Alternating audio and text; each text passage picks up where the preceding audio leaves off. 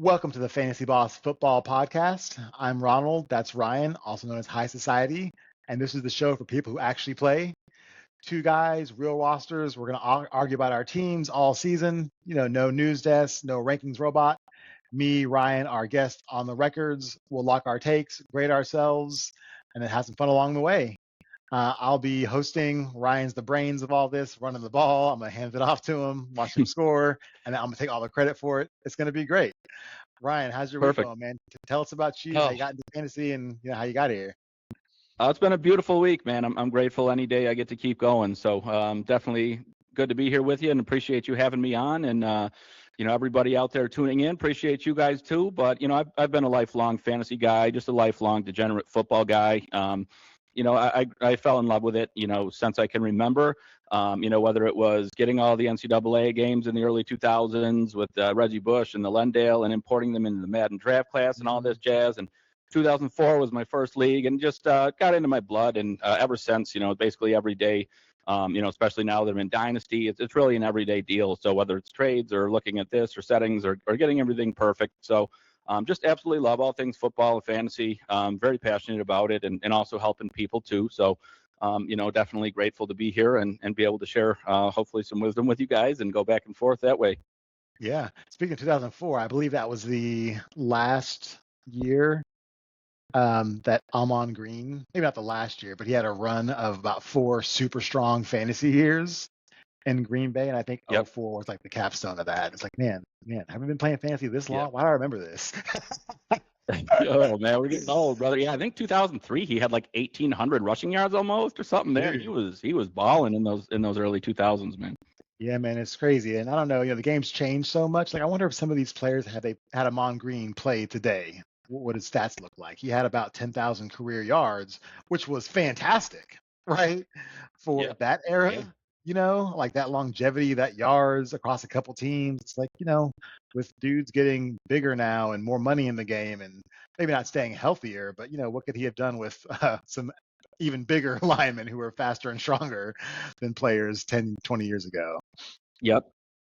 Crazy times. Yeah, no, he was super versatile, man. I miss those days. That's part of what got in my blood and there was always like heavier RB usage and all these things. So that was like sort of the start of like a golden age for running backs as you get through like, okay, then LT and Peterson and then Johnson and Charles and all these guys. So yeah, man, Amon Green is a legend, at the very beginning of all this stuff, man. Mm-hmm.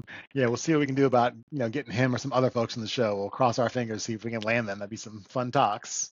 That would be sweet, man. That would be legendary. Did you ever watch the Ollie G show by chance? Oh yeah, close. Yeah, but it's been a while, but of course I did watch that show. Yeah. I always want to do an interview with somebody well known in like the Ollie G style and just see their reaction. I think I watched one where he interviewed Buzz Aldrin, dude who went to the moon, and he asked Buzz, "What do you say when people say the moon doesn't exist?" And the look on Buzz's face was fantastic. Yeah, dude, you gotta get that look out of people. Like, let me get Ahmad or Jamal over here and say, "Hey man, what do you say when people say football's not real?" Just see their face. We'll see. Good times up ahead. Like, man, yeah. Oh man, well let's go ahead and get frustrated. Do they laugh? Yeah, right. Well, let's go ahead and get into this. Got some fun stuff I want your opinions on. Let's jump right in with some QB talk. Ward versus Shuck. We're going to talk about some Drake May as a kind of a preview to these guys. Drake May went from being basically a streamer to a top 3 fantasy QB in a 21-plus game span. That's barely a season and some change. That is unheard of to rise that quickly at that position, being young and new. Let's look at some other guys, Ward and Shuck. How do you feel about them? Shuck took over week 8 in the New Orleans last year. We've got Ward in Tennessee with a good rookie in Carnell Tate. So what are your thoughts on cost, who you like, who you don't like? Tell us all the things. Oh, man. Definitely first things first, props to Drake May. Seems like him and McDaniels have a really good bond going here early in his career. And the trajectory is just phenomenal. So props to him. He didn't even have necessarily the best supporting cast. And I think he was able to get by and have that QB2 finish in spite of the fact that maybe his weapons weren't as good as some of the other guys like a Caleb or, like that. So props to May. I'm not sure anybody's going to be able to touch that, in terms of the second year leap, hitting QB2. But, Mhm. I do really like both Shug and Ward. I think that who I want to talk about the most is probably Tyler Shuck, just because, his ADP is so low. He's going around mid 20s for QBs. And, Mhm. he finished the season super strong. And obviously they've done nothing but just kind of add more, weapons to his arsenal around him. So I believe he was like QB 14ish or better, the rest of the way, and won a bunch of games. And hey, man, looked really, really sharp. He's got a live arm. He's very It mobile. is. So I think Tyler Shuck is a guy that just the community is sleeping on, man. And I think QB2 sounds a little bit high and out of the question, but I don't think it's crazy to say he could finish the year top 10 and 2x, like, just absolutely crush that ADP he's at right now. Mhm. Any worries about old Taysom Hill? No, I got no worries about Taysom. I'm not sure if he's going to be back. I know he was debating on retirement, but it looks like Kellen Moore has a really good thing going with Tyler Shuck, and I think he's just going to lean into it. They went out and they used top 10 capital on Jordan Tyson, who is arguably the most talented receiver in this draft class, to pair with Olave, and then they've got Johnson, they got Delp in the draft from Georgia. They went out, they got ETN, they've got Kamara still. So, I mean, that offense is extremely potent when you Mhm. talk about, like, if Shuckett's doing what he should do. And I think too, part of it is his age is a little bit up there, so maybe there's not as much of a learning curve. He's been Mhm. through different systems in college, and he seemed to pick things up with more quickly. So I think that he can kind of pick up where he left off, and I think he is an unbelievable steal, one of the very best QB values in the entire draft, in my Mhm. opinion. Yeah, and value is where you win leagues, right? We're all in on Bijan and Gibbs and Right? Puka, right? No brainers, but we can't draft 10 first rounders, so we got to make some tough choices. And value and profit are king in this game. You don't win leagues Yep. drafting Bijan, and Bijan finishes as the first round player. That's why you drafted him. You win leagues getting Shuck at the Yep. 20th round, and he finishes as a 10th round player or a fourth round player. Exactly. You know, Yep. that's good stuff. Drafts are always won in the mid to late rounds. They're always won. Anybody can draft those good guys early. It takes a good manager to really find the gems, though. Hmm. So how you feel about Shuck versus Ward? I think that they finish extremely close. I think that they both finish in the top 15, which is a significant jump for both of them. I think Ward was 22, but he finished really strong. They added Dable, they beefed up the line, and they went out, got Tate, they got Wandale. So his situation is great. And in my opinion, Ward is much more talented than a guy like Shuck. He's a much better player.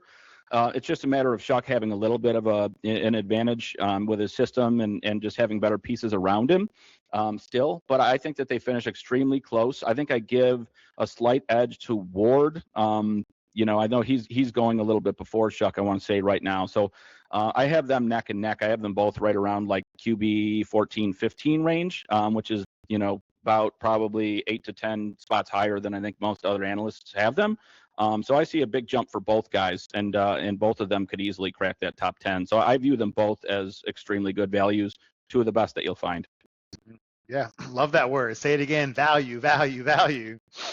You got to get the value, man. If you can go up and stack your, in one QB leagues, you want to stack your wide receivers and running backs. You want to wait a little bit on some tight ends that are just screaming value later, and quarterbacks doing the same thing. Even last year, my philosophy was go get Caleb Williams, get a Dak Mhm. Prescott, get these guys. You don't want to be taking like a Daniels or Mhm. even Lamar. Lamar had kind of a tough season last year, so Yeah, you can wait and stack that lineup, man. Get some good depth, and then just fill out those positions with these upside guys. for sure, for sure. All right, man. Speaking of some upside, let's talk about some running backs now. So, talk me. I'm going to position you on two running backs that you think finish in the top 12 that nobody's drafting like it. Who are your picks there? Yep. Well, it's going to have to be, some dark horse guys that I've got. I'm very, very bullish on Quinshawn Judkins and David Montgomery. They both profile as, obviously early down thumpers, but also have the potential to be 3-down running backs and catch passes and be useful out of the backfield and occasionally split out. So those are guys that are incredibly good value that are getting drafted around RB20 range or later. So, I mean, I think that they easily have top 12 upside. I think I have Monty somewhere around the 15 range, and I've got Judkins actually firmly in my top 12. I've got him around 11. So, yeah, I'm a big believer in those guys. I think that they Monty's going to do really well on the system where they're just going to want to just ground and pound you. And then it's going to be the same thing with Todd Monken. We've seen his track record with running backs and tight ends. He wants to get those big guys getting downhill and just pounding the rock. So regardless of game script, I think those guys will definitely be getting work. So those are the two guys that I'm buying at ADP over pretty much anybody else, I would say, for redraft right now. Those are my go-to guys. Yeah, I've got one of our mock draft screens pulled up. I wanted to see where these guys were ranked, and yeah, Judkins. I mean, they're right next to 2 spots apart in the Right. running back ranks, at the 5-6 turn or so. Yeah, I mean, if they get to that top 12 status, that's a hell of some value there. There's quite a few Exactly guys ahead of right. them. Yeah, I mean, you got Scat, you got Jacobs, you got Bucky and Swift. Like I could see them finishing over those guys. I definitely would put them over a Bucky and a Swift, who are really in much more shared backfields and have much less guaranteed volume. So yeah, I mean, I'm thinking about like Judkins along with like Javonte Williams. Like I think they'll be in that range. I think Kyron Williams splits with Corum and maybe has just a couple yards less than he's used to this year. He should still do well. But, I think Judkins should have a higher percentage of just, carries and those things. So I really am bullish on him, man. I'm going to be targeting him. I think I've already traded for him in 3 or 4 dynasty leagues this offseason alone. So I'm beating the drum as hard as I possibly can for Judkins, especially in dynasty, but also in redraft. It's going to be an unpopular take, but I think I would take Montgomery over Jeremiah Love, who's the number 12 RB off the board right now. I feel I like it. Montgomery may be, I don't want to call him boring. He's just been around so long. We've seen his name across teams, across the years. We undervalue people that aren't superstars and aren't brand new, new and shiny. But it's like, man, with Love being, and I'm sure he's the best guy in the world, all the talent, right? NFL is a different game. It's hard. Your first year in the league, it's hard to ask you to come out and be a top 12 running back just like that. But for Montgomery, he's been doing it for years and been, not only doing it, but proving it, right? It's not like he's been a nobody throughout his career. He's put up some fantastic seasons, even splitting time with Gibbs. He had so much value in that system. So now that he's got, the stage all to himself, it's a great call out. You hit the nail on the head with that, and I feel like people just sleep on the fact that he's been over 1,000 yards multiple times in the last few years in a secondary role, double-digit touchdowns multiple times in a secondary role. So while the offense might not be as explosive as it was in Detroit, the volume should easily offset that and more than make up for the fact that maybe it's not as explosive, because he probably will be the focal point of that entire offense. If I know what Ryans wants to do in terms of playing defense and controlling the clock and those things. So I think Monty is probably a really massive piece of that puzzle, and people are really not up to speed on that just yet. I'm trying to do some quick counting here. I think they're going around RB 20 and 22, if I did my counting correctly. So at that range, if you got to pick one, who are you taking? I'm going to take Judkins. I think that he is just a phenomenal player. I think he's an elite talent. He's been that way ever since he was 18 years old, going off on SEC teams at Ole Miss, 1,500 yards. He had 14 plus touchdowns in all 3 seasons that he played, one of which he was splitting part-time with Henderson at Ohio State, getting that championship. So Judkins has that pedigree that I think can't be ignored. And I think that people are so sleepy on the fact that, he very easily could be the most talented running back in the entire draft after, Genty last year. So I really like him. They've improved that line quite a bit. And I think that they're going to make, like I said to Monty, alluded to a second ago, I think that Judkins is easily the focal point of that offense. Him and Fannin and kind of playing it safe with, with the quarterback uncertainty and those things. I think it's just, hey, let's play defense. Let's just feed this alpha, in the backfield and get him cranking. So I could see Judkins having 85+% of the carries, for Cleveland this year. So big time upside, big touchdown upside too with this guy always, man. Yeah, for sure. And, I feel like on the one hand, with teams that aren't always the best, the game script can, take away touches from running backs especially. But that said, it's not like Cleveland has a ton of other mouths to feed that even in a negative game script, those short passes, great, go get us a first down and chew up some fantasy points because we got to get rid of the rock and move the ball down. So yeah, I love that. Give me all the touches. All right, moving away from running backs. Now let's talk some wide receivers and ADP and value there. Let's talk about Egbuka and Garrett Wilson. So with Egbuka, in that old Cooper Cup mold, um, and we've also got Garrett Wilson on the other side, who may have some positive regression coming with the Geno Smith acquisition. So what are your thoughts on Egbuka, Garrett Wilson? Who are you taking at their value? And then if they were the exact same price, who would you take between?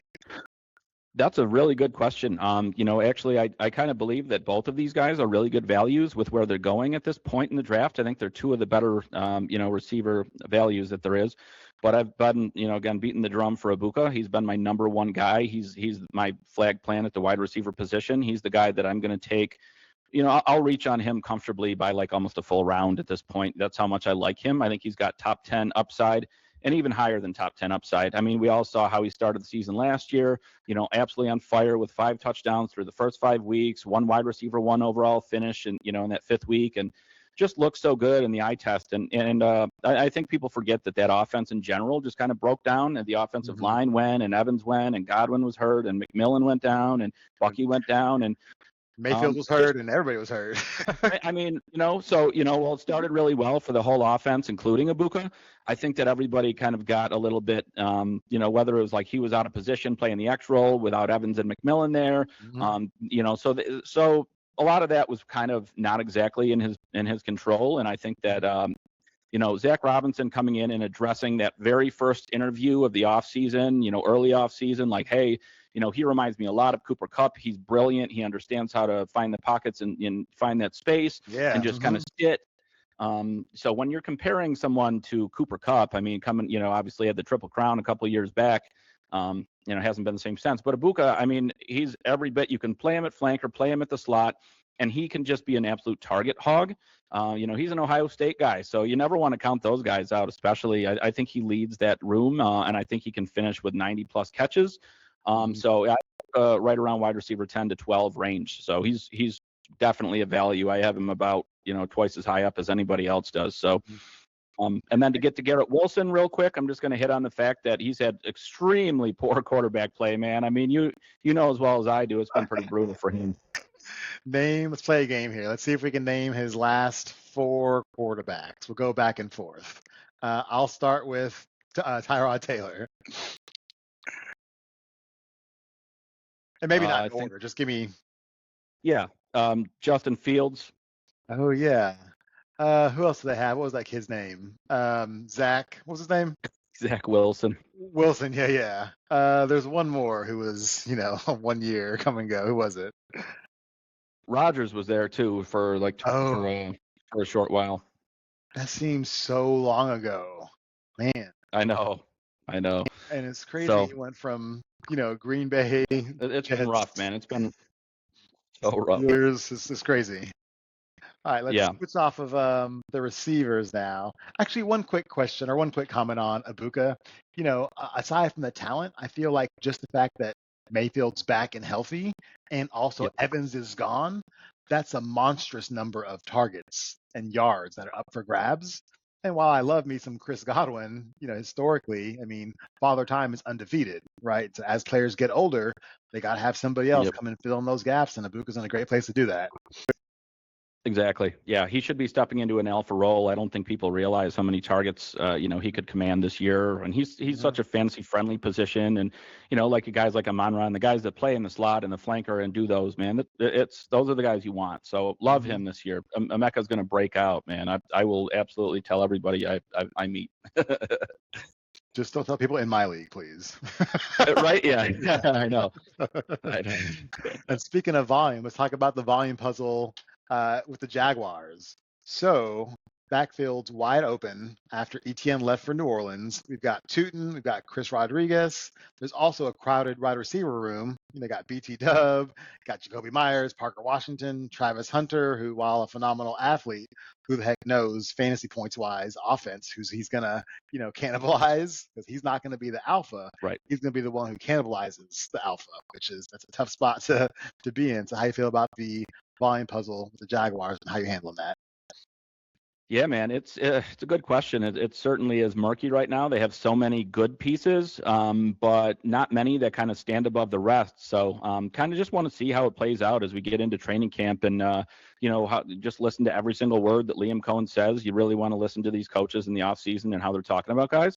So, to that point, I'm going to get into BTJ a little bit because it's been a big point of emphasis early in the offseason and shorts and everything. So maybe take it with a grain of salt, but getting BTJ and Lawrence to get on the same page seems to be, like the center of attention, in Jags camp so far. So I'm going to bet on BTJ and his talent, the 1,200 yards, 10 touchdowns, 21-year-old rookie. I know a lot of that was Mac Jones, but, Myers isn't getting any younger. You know who he is. He's a solid receiver. He certainly is not an alpha receiver. Parker Washington, very, very nice player, plays in the slot. We'll probably get some good targets.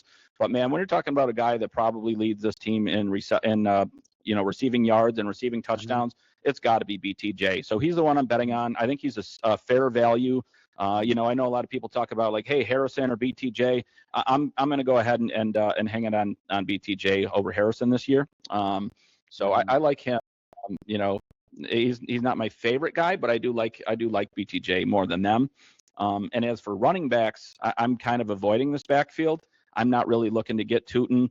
They've got Rodriguez there, who's a Liam Cohen guy dating back always. They've got LaQuint Allen, who is, I think respected sort of around the league for what he did last year on passing downs. He did really well, picking up blocks and getting out and running routes and catching balls. So that leaves Tootin in kind of a Bucky role for me between the 20s. So he's a guy I'll probably pass on. And while he does have nice upside, he's certainly got a floor too between, that and some of the fumbleitis he had in college and early in camp last year. So it's not good, man. Hold on to that rock. Get your ass on the bench. Yep. If he loses a couple, man, watch how quick Chris Rodriguez comes into the game because he's absolutely as solid as you're going to find. Especially being young in the league, you get no mercy or forgiveness there. You better hold that ball, otherwise you're going to be on the bench for a very long time. Yeah, especially because he has fourth-round draft capital too. I mean, they really like if it's a guy like Jeremiah Love or somebody who's like going so high, you have a longer leash, right? You're always going to get more of an opportunity. Where you're a fourth-round player, you're already competing and potentially in a committee, and you're putting it on the ground. Those guys are just going to play over you because you're on a winning team, and they're not going to accept that from you. Mm-hmm. So what I'm hearing you say is you're mostly steering clear of the Jags, other than maybe Trevor Lawrence and Brian Thomas Jr.? Yeah. I think that, I agree. Yeah, Lawrence is the guy that you want. He's the one guy that you absolutely should be targeting. And especially like Etienne's gone, he's a good runner, man. People sleep on Lawrence's legs. He's a big guy, so down close, he can reach that across the goal line there. So many weapons, and he fit with Cohen. He was a QB4 finish last year. So, yeah. I mean, sky's the limit, man. He could finish top 3 all day. So, yeah, Trevor Lawrence is that guy to get there for sure. And then, it would be BTJ, who I think is fair at ADP. I feel like people, like you said, discount Lawrence's legs. I feel like they also discount his hair because that hair flowing in the wind when he's running, it's got to be distracting for these defenders. So that's an extra yards. We'll take those yaks, right? Yeah. Actually, no, what's yards after? I guess additionally, not yards after catch. Anyways, long day here. I'm out in Philly doing the Fantasy Sports and Gaming Association conference. So I've been talking fantasy with all the insiders. It's been great, but my brain is fried. So making moves, man, making moves. The app looks so good. I can't wait till everybody gets a chance to see it. Yeah, I'm excited. We put a lot of work into this. Want to make this for the people, by the people. Ooh, and can't answer anything. Well.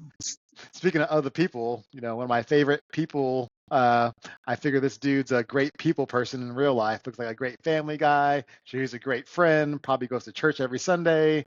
Picks up groceries for old ladies. Just an all-around person. But man, as much as I want him on my fantasy team, he's not a spring chicken. We've all been through this before. So how are you feeling about old Christian McCaffrey?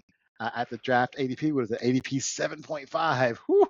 That's a lot of draft capital to pay. Yeah. Are you taking the dive or are you avoiding it at all costs? So in my opinion, he's probably, the biggest boomer bust that you're going to find. He's either going to be a league winner or he's going to be a complete landmine and you're going to finish doing whatever the last place punishment is probably. He's going to be one of those guys where you're not going to have a lot of in between. So at this point, I would expect, the wheels to kind of fall off a little bit. It's been over the course of his career that he's kind of, recent career where he's been like that every other year. He gets heavy volume and then he comes out and he's beat up. So again, last year was the heaviest volume that he's taken in his career. They were just using him so much. And I really just don't trust him to stay healthy. If he slips a little bit past that 7.5-ish ADP there, then we're talking, early second round. Okay, cool. I'm happy to take that big of a risk, at that point. But in the top 5 to 7 picks, I think that I view him as a landmine. And I'm probably going to stay away from him there.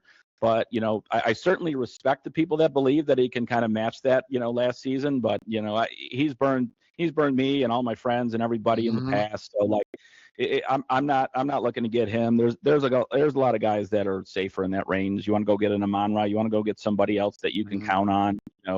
Just do that, in my opinion. But hey, I respect if you feel otherwise, but I won't be getting him. Yeah, I hear you.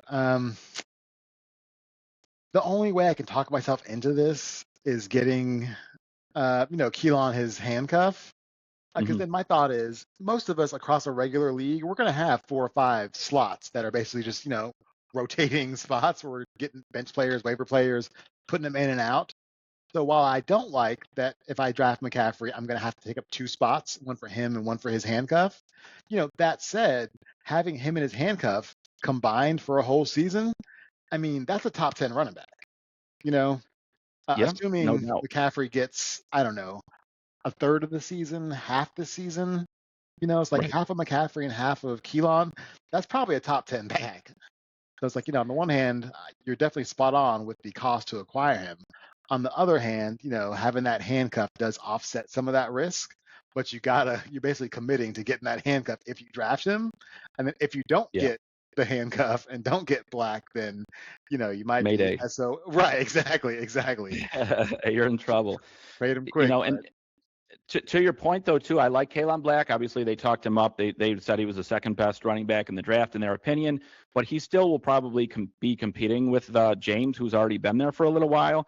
So that's part of it, too, is, yes, like Kalen Black is the handcuff you want. He's the better player. But, what percentage of snap does he get? Snaps does he get? Does he get the goal line?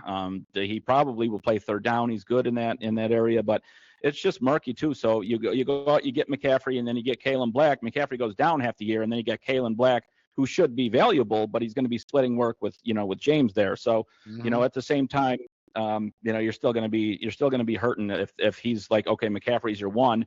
Okay, cool. Now you got to turn it over to Kalen Black as your one. I mean, I think you're going to be in a little bit of trouble still. While you should handcuff him, I wouldn't expect any of those guys to duplicate what he can do when he's out there. For sure. Man, looking at some of his stats here, it's like, for NFL standards, sure, 30 is not old, right? It's just not spring chicken, but it's crazy that he's only 30, but he's been in the league going on 10 years now. Yeah, he's got a lot of miles on him between Stanford and the pros, man. He's got a lot of miles on those legs. Those tires are like just the tread is thin. Yeah, it's a good man. I want him so bad, but like you said, I've been burned before and taking a break this year. Of course, this is going to be the year he goes for 2,000 plus all around yards and doesn't miss a game. And then I draft him next year and he's going to play one game and go down for the season. Yep. Let me knock on some exactly. There you go. Exactly. He's that guy where you start to feel so good about him, man. He's doing really good, and then he's like, Murr, and then you're like, man, he's washed, and he just shoots back. You know what I mean? So whenever it's just a roller coaster with him, man. So I assume that it comes back down a little bit, in my opinion. On the wrong side of 30 now. Yeah, for sure. Well, I think that's everything we've covered. Let me see if I got your lock-ins right. You were taking Shuck over Ward. You're taking Montgomery over Judkins, and you are staying far away from both most of the Jags and also McCaffrey. I'll take Judkins over Montgomery, and then I'll take Ward and Shuck equal. I'll put Ward one spot in front of Shuck, but I want both of those guys. Those are two of my guys. I'm probably the biggest Cam Ward truther out there. I don't know if his situation's as good, but I'm going to bet on his talent. I'm going to go with Ward there. BTJ for the Jags receivers. And then I'm in on Judkins over Monty, but I like both. And Egbuka's my guy. So you wouldn't take Monty over Judkins because of the team situation? No, I'll take Judkins. I trust Cleveland's offensive line a little more. I still worry a little bit about Houston's offensive line to some extent.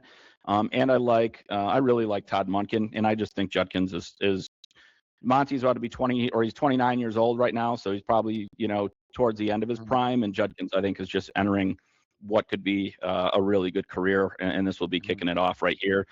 People forget he didn't even have a full off season before his rookie season, and he came in and kind of just took over that role and he was getting hit. I mean, I think he had like the second worst yards before contact in the entire league last year. So as soon as he was getting the rock, he was getting hit, but he was still Yeah. dragging dudes. His yards after contact was good. So I think Judkins is that guy. Yeah, I'm taking him over Monty by a couple spots. Okay, interesting. I mean, I think you're right that Judkins is the better talent, 1v1 versus Monty. What gives me some pause is just the surrounding team context. Oh, can you hear me okay? There you are. The I surrounding can hear team, you better now. Yeah. the team context, right? It's going to be too easy for teams to stack the box against Cleveland and Judkins versus Houston having more help on the outside, tight end. I don't know how much better of a quarterback they're going to have than Cleveland. Right. But, it's like all these little things. I mean, yeah, I'll be curious to see how teams play against Cleveland. Not that they don't have any other pieces, but it's like, Judkins is the man. That's the one you stop, right? Yep. I think they did address the outside a little bit. They've got Boston out there who's already making plays down in camp. And, I'm curious to see how the quarterback battle shakes out, because I think Watson has looked mostly better than Sanders so far this offseason. But I'm curious to see what they want to do with it, because if Watson can even remotely return to form from a couple of years ago, you got a guy who can just sling the rock. But it remains to be seen if that can happen. But if he comes out and he's even some semblance of his former self, if he's feeling good and in a better mindset, the ball still jumps out of his hand. You can see he's ripping darts in camp. So I think if they can push the ball down the field with Watson and Boston and Concepcion and Fannin and these guys, I think Cleveland's got a better offense than people think, because their line is so much improved now. That's the biggest factor to me. Mm-hmm. Yeah. Man, they should have just kept old Jameis Winston. I know he's not great on the picks, but he was slinging that rock around. Like, okay, I know Love Watson him. is better than Winston, all things considered, but it's like I don't know if they're that far apart if you can put up with a few picks. Which, Yeah. Yeah, I think I love Winston, man. If he was just a little bit more careful, I think he'd be a super valuable player, and people would be, looking to get him and start him, because I mean, he can chuck it. He can go out and throw for 400 yards and 5 touchdowns Mhm. like nothing. It's just he's not quite careful enough. But man, I love him as a human and as a player. How do you not? I mean, or as a fantasy player, and you've Yeah. got the receiver that he's throwing to, you're like, Oh, yeah, yeah. dude, like, Yeah. I don't care about the yeah, interceptions at all. Great first show, right on time. Excited about what's coming up in the right. next couple of weeks. Anything you want to leave the folks with? Yeah, man, just looking forward to grinding with you and getting the platform together, and it looks beautiful, and I'm just looking forward to being a part of it. And training camp right around the corner, so tune in. We're gonna have all the news. We're gonna have everything you want, man. I live for this stuff, so definitely be tuned in, and let's get cranking, do some mocks, and let's have a good time here. Yeah, awesome. Looking forward to this. And for folks who are as degenerate as we are doing a fantasy boss, calling it the Boss Cup. It's a 1-year challenge to crown the best fantasy player. So free to join. There'll be a bunch of leagues with people competing. There's cash prizes if you win the overall prize. If you're an expert or a fantasy content creator, come join the expert league for a bigger prize. If you're a regular player, like most of us, come join the regular league. But yeah, play one full season, and let's see who's the best of the best. And the Fantasy Boss, sponsor some money. So looking forward to all this for y'all. But yeah, Oh follow yeah. Ryan at High Society. Fantasy Boss is at Fantasy Boss, and we're looking forward to helping y'all out and doing this week after week.